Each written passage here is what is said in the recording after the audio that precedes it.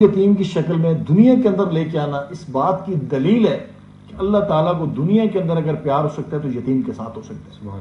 اور میں سمجھتا ہوں کہ اگر عید کے ان خوشیوں کے موقع پہ اگر ہم ان کو یاد رکھیں، بہت بڑا کام ہے یتیموں کی کفالت. ان کو ساتھ لے کے چلیں تو بہت بڑا انقلاب آ سکتا ہے، بہت بڑی تبدیلی آ سکتی ہے. یہ سارا دیکھیں نا، آج ہم عید کیوں منائی، ہم نے کس کے لیے منائی، اس کا تھوڑا سا دیکھیں، تسلسل دیکھیں تو سارا رمضان المبارک کے اندر قرآن پاک کا نزول ہونا، یہ سارا سلسلہ بننا، رمضان کا آنا، عیدوں کا آنا، یہ سارا میں سمجھتا ہوں انہی کی وجہ سے ہے.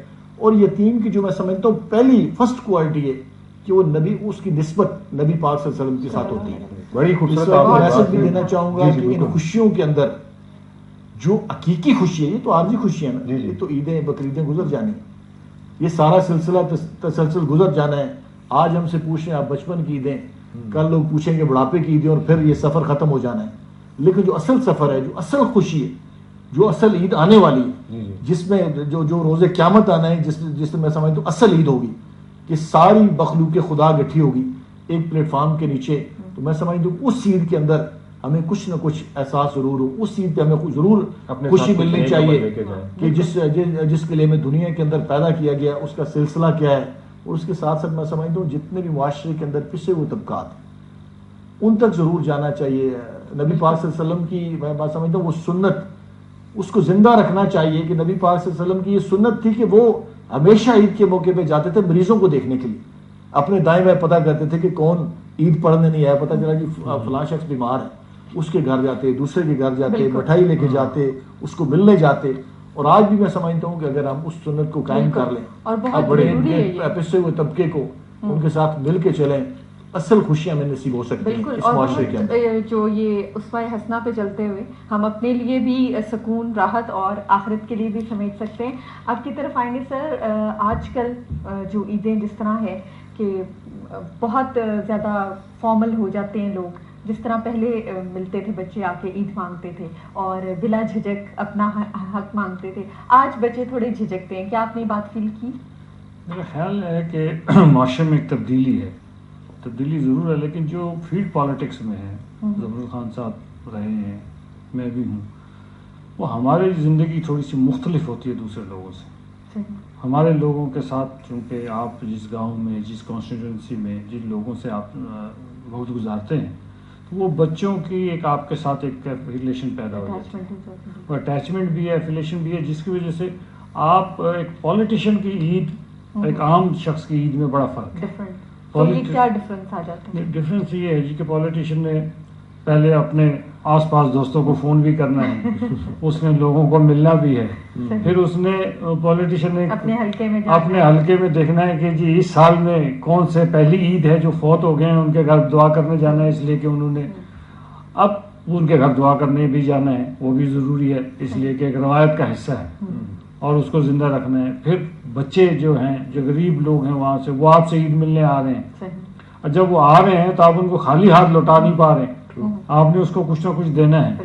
اس لیے دینا ہے کہ وہ آپ کو بڑا سمجھ کے آپ کے پاس آئے ہیں، تو آپ نے اس کو کچھ نہ کچھ دے کر لوٹانا ہے کہ جی آپ جائیں عید پہ، یہ آپ کو ہم میری طرف سے آپ کے بچوں کے لیے ہے یا کوئی کسی کے لیے کوئی. ابھی میں آپ کو بتاؤں کہ عید سے 2-3 دن پہلے ایک چھوٹی سی بچی ہے، ظفر خان صاحب کی بات سے مجھے یاد آیا، تو اس بچی بڑے غریب آدمی کی بچی ہے وہ، تو میں اس کی اسکول کی فیس دیتا ہوں اور ہر مہینے اس کو دیتا ہوں. تو وہ آئی آ کے تو مجھے کہتی ہے کہ جی، میں نے کہا بیٹا میں نے تو فیس آپ کی جمع کرا دی ہے. اس نے کہا نہیں بہت چھوٹی سی ہے.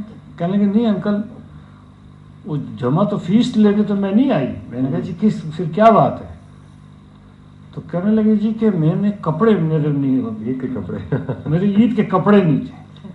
اب میں اس وقت شیک ہو گیا. میں نے کہا یار دیکھو کہ یہ بچی کے مانگنے سے پہلے مجھے یہ بات خیال رکھنا چاہیے تھا. تو میں نے اس کو کہا بیٹا یہ لو پیسے تو امی کو ساتھ لے جاؤ. تو اب غربت میں جب پالیٹکس میں لوگ ہوتے ہیں، کچھ لوگ تو رفائی کام کرتے ہیں. ظفر خان صاحب کو موقع ملا سیاست کے ساتھ ساتھ رفائی کام کرنے کا، ہمیں تو صرف پالیٹکس کا ہی موقع ملا. لیکن پالیٹکس کے اندر بھی رہتے ہوئے یہ جو مصروفیت ہے یہ بھی ایک رفائی کام کا ہی حصہ ہے کہ لوگوں کو آپ پورا دن دیتے ہیں. آپ ایک پولیٹیشین سے پوچھیں کہ اس کی اپنی ذاتی عید کیسی گزری. میں اسی طرف آ رہی ہوں، میری ذاتی عید جو ہے گھر والے تو گھر والوں میں نے گزارش کی نا کہ جیسے میرے گھر میں دوپہر کو روایت ہے کہ جی دوپہر کو سارے خاندان نے آنا کھانا اکٹھے کھانا ہے، تو دوپہر کو 1:30-2 بجے سے پہلے میں لوگوں کے ساتھ ہوں اور 3 بجے کے بعد میں پھر لوگوں کے ساتھ ہوں، اس لیے کہ وقت نہیں ہے. اور یہ سارے پاکستان میں سارے پولیٹیشینز یہ کرتے ہیں، چاہے ان کا کسی بھی سیاسی جماعت سے تعلق ہو، وہ سارے ہی یہ کام کرتے ہیں. اچھا آپ نے یہ کہا سارے کام کرتے ہیں، ایک بات میرے ذہن میں آئی ہے کھانے پینے کی چیزیں دیکھ کر. ہم گلدان بولتے ہیں جس میں گل ہوتے ہیں، ہم سے گلدان بولتے ہیں. ہم نمکدانی ہوتے ہیں، نمکدانی. ہاں، تو یہ سیاست دان مطلب جس میں سیاست ہوتی ہے. ویسے ابھی بیٹھے بڑھائے ذہن میں آیا اس کو جس میں سیاست ہوتی ہے اسی کو سیاست دان ہی کہہ سکتے ہیں آپ. لیکن سیاست دان اور لیڈر میں کیا فرق ہوتا ہے؟ مجھے تو پھر لگ رہا ہے کہ یہ سیاست دان نہیں ہے، کیونکہ جس عزم کے ساتھ یہ جا رہے ہیں ایک لیڈرشپ ہے کہ جو سب کو راستہ دکھا رہے کہ اس راستے پہ ہم نے چلنا ہے. دیکھیں بات یہ ہے کہ لیڈرشپ جو ہے وہ راستے کا تعین کر کے بتاتا ہے. اچھا، ورکر جو ہے اس سے نیچے آتا ہے جو اس کے بتائے ہوئے راستے پہ چلتے ہیں.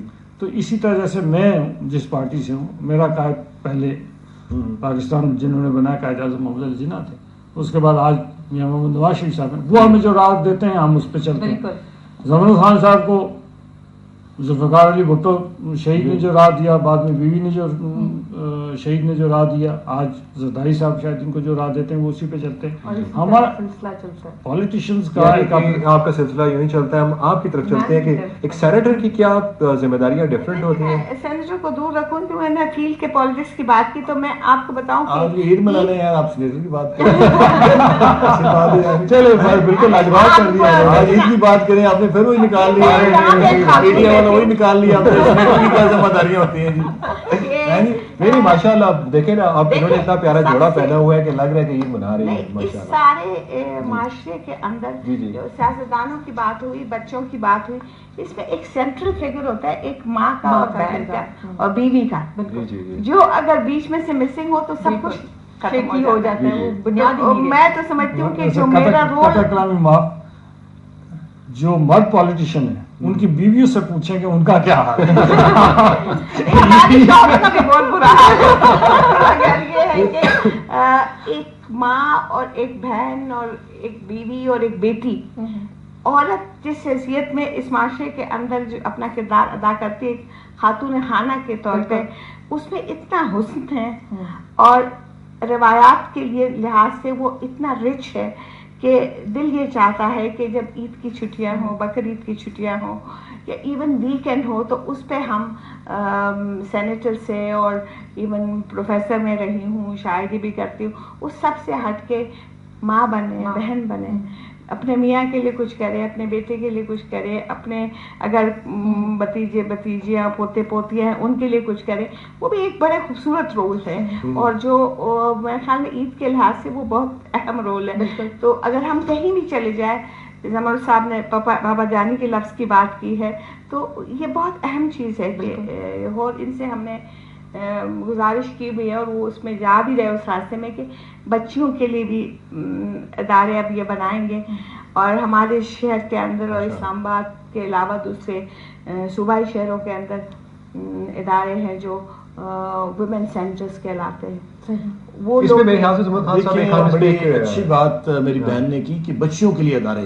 دیکھیے میں سمجھتا ہوں بہت بڑی ذمہ داری، بچوں کی بہت بڑی ذمہ داری ہے. چھوٹے بچوں کو 8، 4 اور 6 سال کے بچوں کو لے کے پالنا، لیکن بچیوں کی بہت بڑی ذمہ داری ہے. لیکن اس عید کے موقع پہ جو میں نے گزاری ہے، مجھے احساس ہوا کہ اتنے سارے میرے بیٹے میرے ساتھ موجود ہیں اور میری بیٹیاں نہیں ہیں. اور میں نے یہ تیار کیا ہوا کہ کم از کم اگلے سال جو میں عید مناؤں گا کم از کم 1000 بیٹی میرے ساتھ ہوگی اور میرے ساتھ مل کے عید منائیں گی. کیونکہ میں نے بہت اس پہ کام کیا ماشاءاللہ. پورے پاکستان سے بہت ساری میری مائیں، بہنیں اور بیٹیاں وہ شامل ہوگی میرے اس قافلے کے اندر، جنہوں نے مجھے یقین دلایا ہے کہ آپ بچیوں کے ادارے بنائیں، ہم آپ کے ساتھ ہیں. میں آپ کی اس بات کو لے کے آگے بڑھتا ہوں. ناظرین کے جو بات انہوں نے کی، جو انہوں نے اٹھائی ہے، ہماری بھی آپ سے ریکویسٹ ہے کہ یہ جو بہنیں اور یہ بیٹیاں، بڑی خوبصورت انہوں نے بات کی ہے اور ہماری تربیت بھی ہماری ان ماں بہنوں اور بیٹیوں سے ہوتی ہے.